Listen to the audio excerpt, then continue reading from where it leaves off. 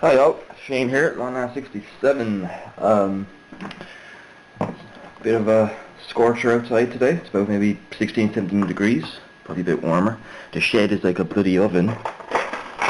So you can always tell when the sun's there, because all the Irish lads are coming out in their shorts and t-shirts and just pale, milky white skin, legs everywhere, because the sun is one of those things that we do not see very often. I've heard myths of this thing called the sun.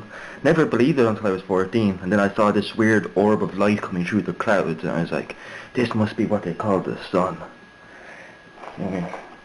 So, it's a bit hot all day, and a little bit too kind of humid for me. So I did a little bit of work on the Brummbar, and we'll see where we land up. So, where do we leave off? So front plates are on, tracks are on. I've yet to put the little put in the pieces to mount them, the little brackets. This, I don't know what the hell was going on with this. This was a pain in the arse to put in. It just did not want to go in, so I had to kind of sand and link up or anything like that, which is absolutely bullshit. But that might be just how I put it together. I think I might have done it wrong, but that's the first little frustrating thing I had. I was I was briefly on the hangout there with the lads on Sebastian. I was trying to sort that out and I was trying to get a bit frustrated, so I kind of gave up and called it quits for the night. So I didn't run off on you just in case you thought I was. I just don't think there was a lot of conversation going on when I hung up. I don't think anyone noticed. He was like, "Oh shit, where'd he go?" But not to worry. So what are we going to be doing next? So I need to start working on the dolly arms, or the suspension arms. They're 3-piece assemblies. Jesus, I might actually leave them off until the end, I think, so I can oppose the suspension. So that's a big thing. Okay, so we're gonna start adding in the mud fenders. So yeah. Was out in the town, just in my hometown of Athenry. I just went out I went out with my mates, not because I didn't have any money, so I was just like, oh, we'll go out. I was like, oh, but my ma's down in the pub, so I just need to get the key, blah blah blah. Landed up there for the entire night. I started smoking my pipe, so all these people would come up to ask me about the pipe. I didn't realise how it kind of makes it stand out quite a bit, I must say. And I kind of enjoyed it. I kind of enjoyed people kind of coming up and asking me, and it was a great way to get to know people very quickly. It was a good kind of icebreaker, But that was fine. So I had a few, and then we went to the abandoned train tracks. Okay, now that sounds a lot more anonymous than it actually is. It's an old there's an old train line that used to go up to a place called Tune. Though it's spelled really oddly, like most Irish names in English are spelled T-A-U-M, but it's pronounced Tune. And there used to be like a sugar beet factory up there right up until maybe the 1960s, and was deactivated then. So for about 45-50 years at least, it's been unused, and it's kind of fallen to rack and ruin. And it's a good walking spot. A lot of people go walking their dogs up and stuff like that. So we went up that a little bit, because my mate brews his own wine, or does, you know what I mean? It's about 6:30 now in the evening. We came in, stumbled in. Oh, well, I won't say we stumbled, staggered in. We're smiling, more sober. Didn't stumble in the door until 8 o'clock in the morning, as in this morning. I slept for an hour or two, then woke up and absolutely in bits. Whatever he put into that wine, I think it was like bloody mind blowing. So I don't think I'll ever be drinking it again, because it's a little bit too potent for me. So that was that little adventure. So we went up with our homemade wine and had a campfire. Yes, fire and alcohol mixed so well. So now I don't think he's given me alcohol poisoning or anything like that. So, and if not, I'll kill him.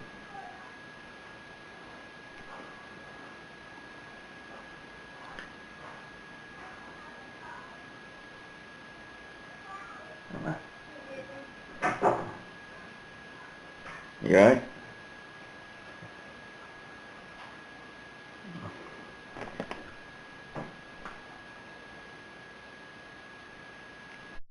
So by that was just my man popped in the sail, so continuing on. So that was that little adventure. Not really in a hurry to do it again, I can tell you. It's actually uncomfortably warm in here at the moment. Because it's like entire shed's built out of not the blue insulation foam that many of you might be. So a lot of you use in your dioramas, you know, it's this blue foam. Well, this is basically an inner layer of like maybe 30 millimeters, yeah, at least 30 to 40 millimeters deep of that blue foam, and then with like a stainless steel kind of skin over it. So it just traps heat. So it's great in the summer because it's also nice and warm, especially at night if you're working during the summer. It's nice and warm. But when it gets very warm outside, it becomes swelteringly hot. So yeah, a little bit uncomfortable. It's sad, man. Like I was watching some very good documentaries there on Battle of Hastings, 1066. I'm sure most of you are familiar with it. It's probably one of the most famous battles in history.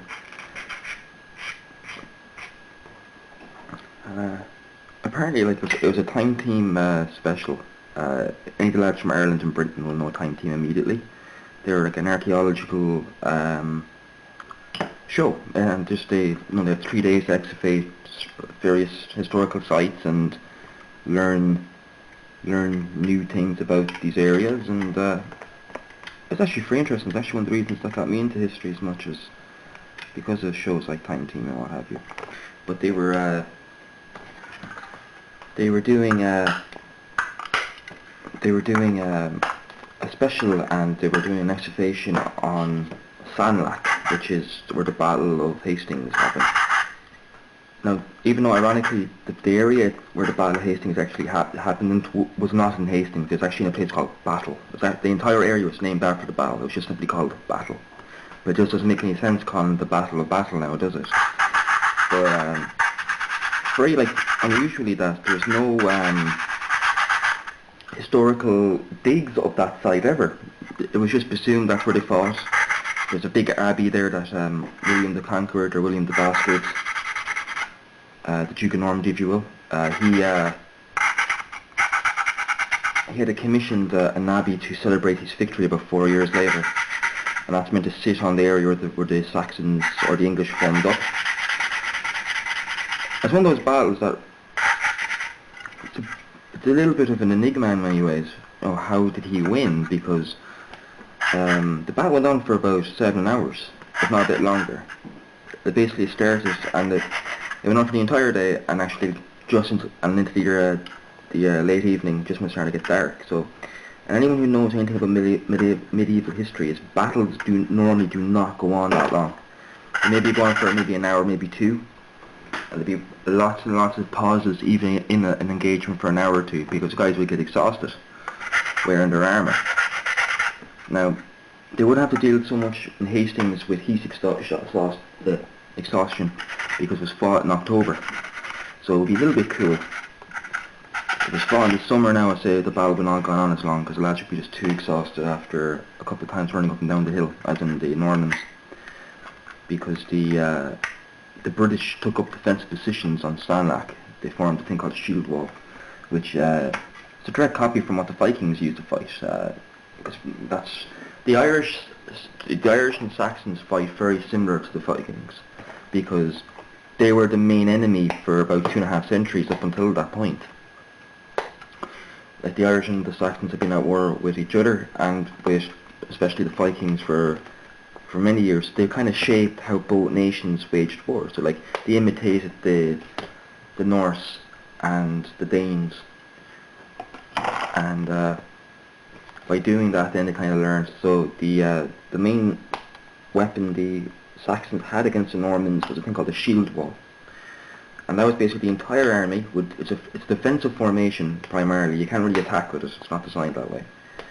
So you pick like a commanding piece of ground, like a hill or a narrow pass between maybe a marsh and a river, or something like that. something where the enemy cannot get around you. They have to come at you head on. And what you do then is, the main weapon, the type of shields that the Saxons had were round shields, very similar to the Vikings. Exactly the same as the Vikings, really. And what they do is, with the words, when the order or command came down through the army, they would shout shield wall, and everyone would basically lock their shields together, interlapping them, so to create this solid wall of shields, basically. Very difficult to break, very hard to push through, and very exhausting to attack. But it also means that your men, they're fighting statically, they're not running up and down a hill trying to get up to them. You know what I mean? They're fighting on their arse in a way. So they're going to be much more fresher than the Normans, because the Normans have to maintain the assault. And but there was one thing the Normans had that the Saxons had never really faced before, and that was cavalry. They had a lot of cav, a lot of knights and a lot of archers. So they had a kind of a combined arms style way of war, which was the Norman way. So they would use their archers and crossbows would cover the advance and suppress the enemy a little bit, disorder them, maybe try to create breaches and breaks in their line. The horses then would smash into it and punch through it, and then the infantry would follow up immediately behind them and exploit and just kill everything around them. So it's a very kind of combined arms style of warfare that the Normans fought. So they're a little bit more flexible and they're very mobile. Whereas the Saxon way of fighting was more set piece, very kind of honour bound, because the Saxons were quite, they believed quite strongly in a kind of a dark age equivalent of chivalry. You know what I mean? So like, you know what I mean, they'd form up and then they'd expect the enemy to behave with a certain level of decorum towards them and vice versa. But the Normans didn't really play by the rules. And that's why they were so devastating in Ireland as well, because they did not play by the rules. So they were very difficult to preempt, they were very difficult to outsmart, because these lads, well, the Normans have a bit of a nasty streak in them. In medieval times they did, as in like they would do what other people would not. They would target women and children, they would burn convents with people inside them, they would do that type of thing. They were pretty ruthless, but that's why they got their position of power, because they were willing to do these things, whereas the Saxons were not. And like, the term orc, as in from Lord of the Rings, orcs, that's actually an Anglo-Saxon word that the Saxons used to describe the Normans. Orcs, which is Anglo-Saxon for demon. I'll use a word for anyone who's like a bad soul, but they really kind of, the Normans really fit into that, so we used to call them orcs, because they were they saw them as these demons, this pestilence on their land that like destroyed their way of life. So it's a very interesting thing. Anyone who's never really looked up into it, like there's some very good documentaries on YouTube for it, like, you know, 1066 Battles for Middle Earth is actually a great one. You'll learn a lot from that, because it shows actually where Tolkien got all his ideas and terminology for Lord of the Rings, because he was a history teacher, if I believe correctly, and he was very into Saxon and Viking and Norman history and culture. So that's, he based it, like the Rohirrim are based on the Normans, you know what I mean, like the dwarves were based kind of on the Vikings, you know? But they're a mixed match, and that the elves are kind of like kind of high society English type thing, you know. Well, I don't know about the elves, but like I think they're just more, I don't think they're based on anyone in that regard. Maybe perhaps high French society, perhaps. Yeah. But yeah, I'll leave a link at the end of this video for that, and anyone who's interested in it, I really recommend it. It's a two-part documentary. It's all documentary drama. It's all acted out, just like a narration voice. I'm pretty sure it might be David Attenborough actually narrating, because he has the same type of deep voice he does, or at least one of the Attenborough brothers, because I know actually all of them are in media. I know I think Dave is the only one left now, but they are getting old. But it's a very good documentary. I'll teach you a lot about their culture without being too heady. Okay, so this is a dry fit to see how this all comes together. So you can get an idea now just what a massive vehicle this is like, and it'll sit a bit higher once the wheels run. It'll sit about that high now. That's a monster. No such thing as a small silhouette with a Brummbar, I guess.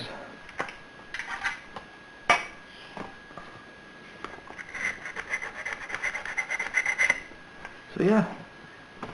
So like when I was on briefly on that live chat or hangout with the lads, with Seb, it's kind of first time I've ever really kind of been around Lee or Paul, and I had to admit they were such funny chaps. A real good sense of humour, like.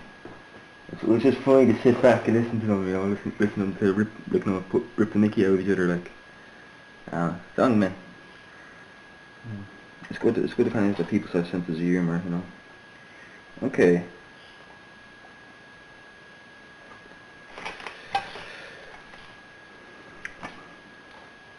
Okay, sprue G. Okay. So, I wonder how your builds are all going, gents. I hope they're going pretty well. And that the weather is being good to you wherever you are in the world.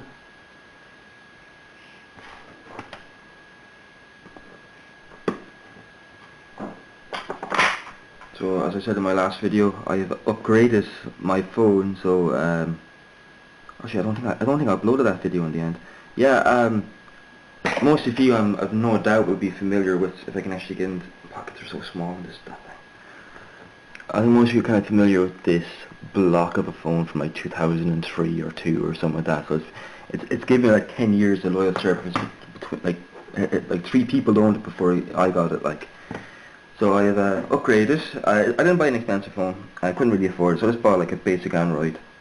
So I got myself, much to my tech-savvy friends' disgust, I bought an LG Titan. He's like, oh, they're shit, but like, I don't mind. I just want something I can text. I'm not going to be really putting too much. I'm not going to be putting too much stress on it. Like, and also once I saw the word Titan, I was like, you know, said. No, it's a cool name. Yes, yes, I'm saying that that consumerism works on me.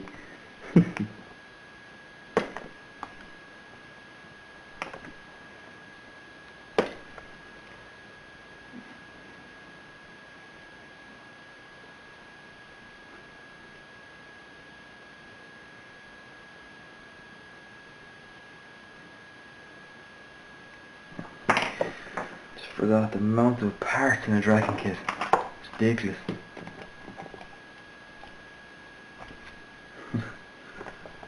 Detail or no detail, like.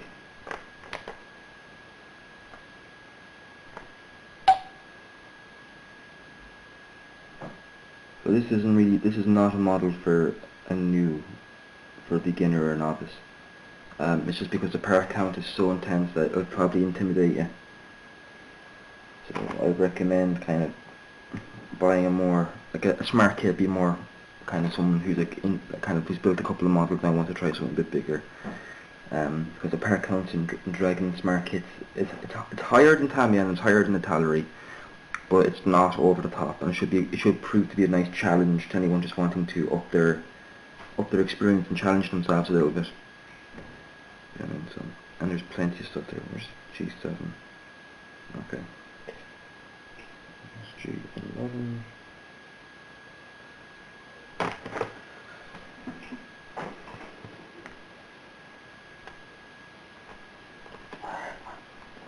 Players are starting to get a bit blunt.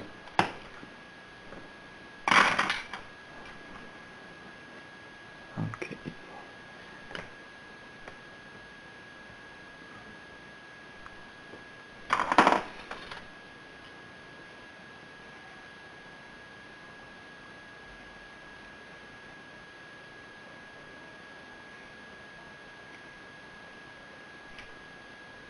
So that's really it. I'm like, I'm back writing again, which is something that I do on and off. You know, I kind of fancy myself a bit of an amateur like author that just likes to write for himself. So I might actually start putting some of my short stories up on blogs to get a bit of notice, just to get feedback and see what people think. And so I'll keep you in the loop in that. I'm writing a science fiction thing at the moment, and I got a few people proofreading. You see, because I'm not schooled in literature, I don't structure things maybe in the conventional sense. So I just need to just do a bit of research on how to properly structure my stuff, you know what I mean? Just to make it a bit more easier to follow. It's not like it's bad or poorly written, you know what I mean? From the feedback I've gotten, it's just that you're saying like just watch out for little things that, you know what I mean, you might not be aware of, because a lot of the things you're taught in your secondary school is not necessarily preparing you for, or just orientated for writing as such. You know, they just want you to write essays in school, not really a novel as such. I used to get in trouble in school the whole time for that, actually, because I used to write too much. They want like a 2-page short story. I give them a 15-page short story, and you freak out on me going, "But what can I have? What can I tell you? I just enjoy writing." You know, so, yeah, but you can't do that in an exam. I know I can't do that in an exam, but I can do it here. You know what I mean? Like, that's how I used to be like, you know, you're meant to be nurturing my my love of writing. You're not kind of telling me I shouldn't do it. You know what I mean? Of course, I didn't mean it in that way. It's just so. It's kind of weird when you're in a pub, you see some of your past teachers, you know, they're running your life for 5 years, not even like 4 or 5 years ago. It's a bit weird, like, they're not quite sure what to do with you. It's like, yes, I can call you by your first name now. So yeah, so like, I'm more making this video just to, I haven't really done kind of a build now in about a week properly, so I'm kind of writing and doing a bit of paint work for both action. So I was trying that the Brummbar got a bit of love.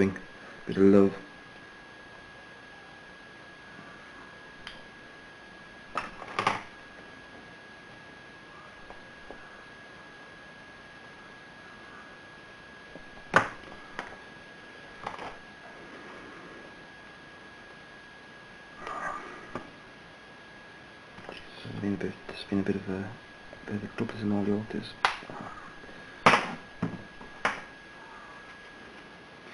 So what I'm going to do is, I'm going to pause, I'm going to continue working, and when I have all the fenders done, I'll have them mounted and we'll continue there, because I don't want to bore you to that. So catch you in a bit, lads. Hi all, this is trying out a new camera angle, so we're back again.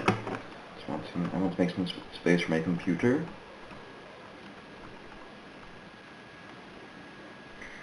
So it's gotten a little bit cooler, thankfully.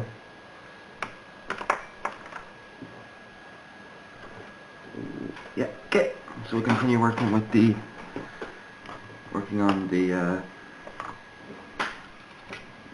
whatever these, oh my god, fenders. I completely lost my train of thought there.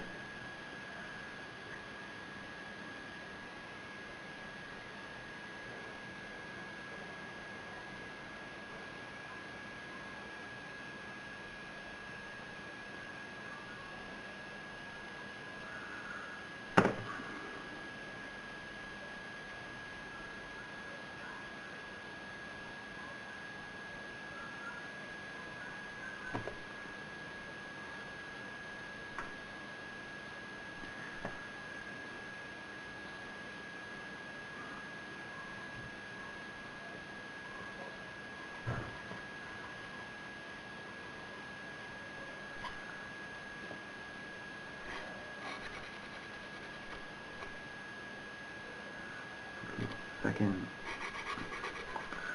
trying to sand all these tabs, it gets annoying after a while.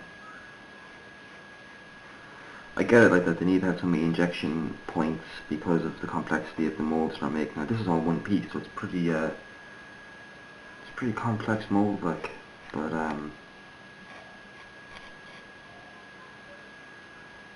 it's getting there, huh? Slowly but surely. It's one of those things you just have to do. So I don't know how much you can see, because I can't see from this angle. You know.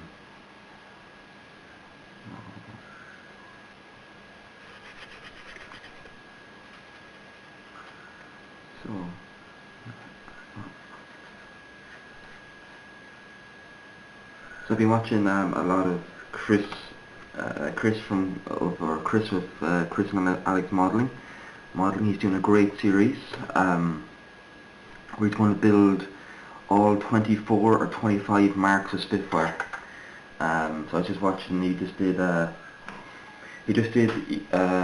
a review of his Mark 7, I think, the float plane. Absolutely, I'm really looking forward to when he gets around to working on that, mate. So I'm really looking forward to that. So that's a very good project, and it's something different, you know. And it's a big undertaking. Like, and he's doing a 72nd scale, so but it's still going to take many months, I say. But it's going to be a brilliant series to watch. So if any of you haven't seen any of those videos, I would suggest you pop over to Chris and Alex Modelling and give them a watch. They're actually really interesting. You know, there's very cool videos, and also we've done these Curtis, the Supermarine, I think it's a Curtis Racer from the Schneider Trophy. That's a cool looking plane. I didn't realize how small it is though. It's a small little aircraft, but so yeah, so I just thought I'd just give a bit of a shout out there. No, not like any was actually needed for me to give them a shout out, because they're very well known as it is, and rightly so. Okay, let me just reply to this lady here.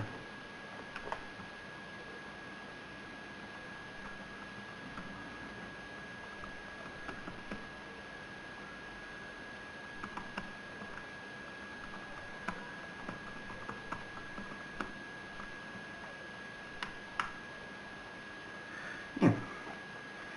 This chance a nice person there. I don't want to be keeping her waiting too much either. So just adding on more detail onto the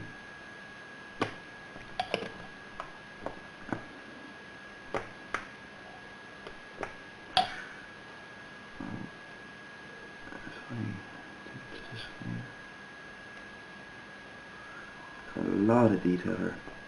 A lot of detail.